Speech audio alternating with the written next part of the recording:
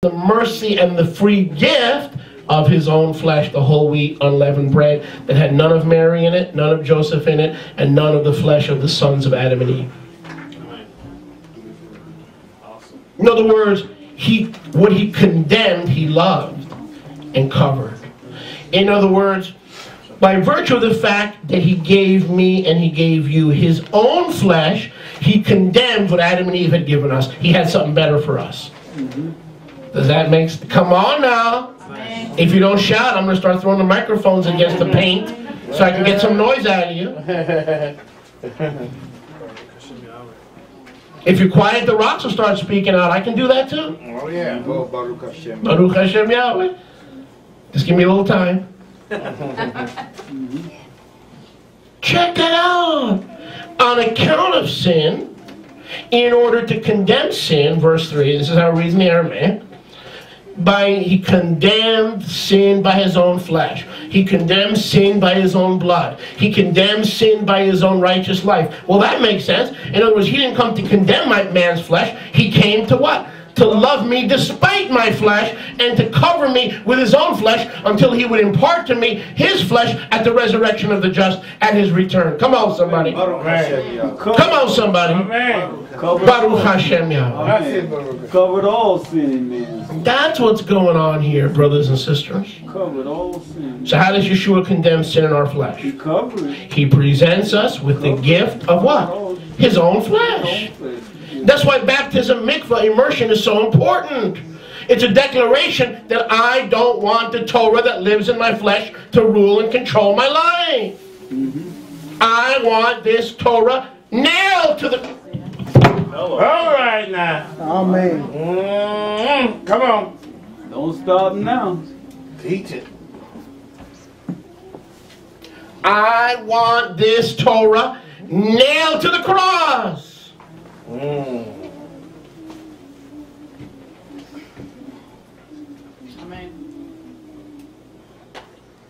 How does Yeshua condemn sin in our flesh? He presents us with the gift of what? His own flesh. And asks us to cover ourselves with his flesh. Starting with water mikvah, or tevila, as they say in South America. And his own set apartness. You're not getting your new body until Yeshua returns. Amen. Or you die, and at his return he raises you from the dead. Amen. So since you're not going to have whole wheat unleavened flesh until then, what are you going to do with your flesh now? Yeshua has come to cover it. Amen. With his own flesh, and by covering it, he says, the reason I'm covering it is because I love you, because if I didn't cover your flesh, you'd be condemned. If I didn't cover your sin with my blood, what? You'd be condemned. So, Yeshua is in the business not of condemning, but of what? Of covering. When Yochanan said, Master, do you want us to call fire down and destroy the religious leaders who reject you and those in the world who reject you? He said, no. You don't know what manner of Ruach you are of. Because the Ben Adam did not come to destroy men's lives, but to save men's lives. Amen. Amen. Can I hear a good amen? Amen. Can I hear a good amen? Amen. Can I hear a Baruch Hashem Yahweh? So in believers' mikvah, Yahweh asks us, here's my flesh, are you willing to put it on and not be ashamed of it and be ashamed of what you're walking around with in your pajamas? It's got a Torah. Your banana peel is an abomination to me.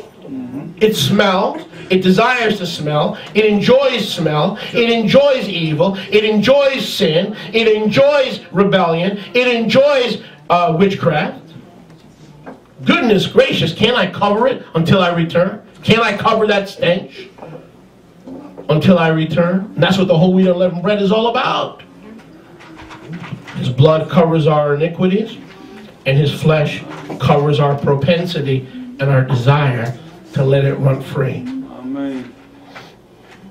Look at verse 4.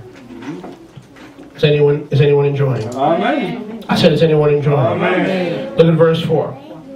That the tzedakah, or the righteousness, Romans 8:4, of the Torah might be fulfilled in us who have their halakha, their way of life, not after the Adam's flesh, but after the Ruach flesh. Not after just the Ruach, but the Ruach flesh. Remember, I took you back to verse 4, and I read to you how the Aramaic reads. The Greek reads, there is no condemnation to those who are in Messiah, who walk after the flesh, who do not walk after the flesh, but after the Spirit. Wrong! In the Aramaic, it's different.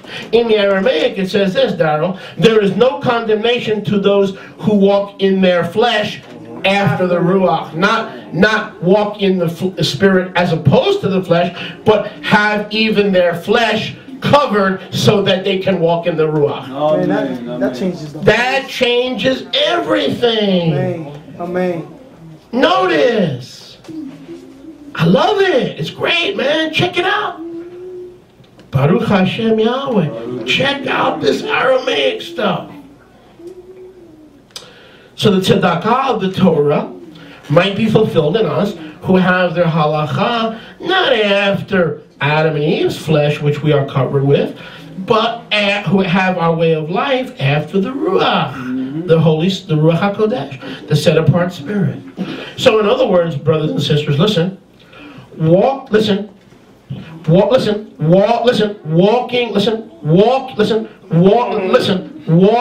in the Spirit will cause all believers to obey the true Torah, not the one living in our funky flesh since we were born. His Torah, his ways, instructions, must replace our instructions. And every person on this earth, saved or unsaved, has a Torah. And you know where the Torah lives? In their funky flesh.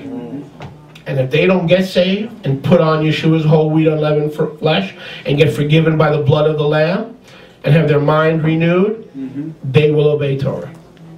The Torah of their own thinking, the Torah of their own way, the Torah of their own flesh, and the Torah of their own instructions. What I'm saying to you, sister, is there's good news and bad news. No, make that double bad news. The real Torah can't save you from your own flesh.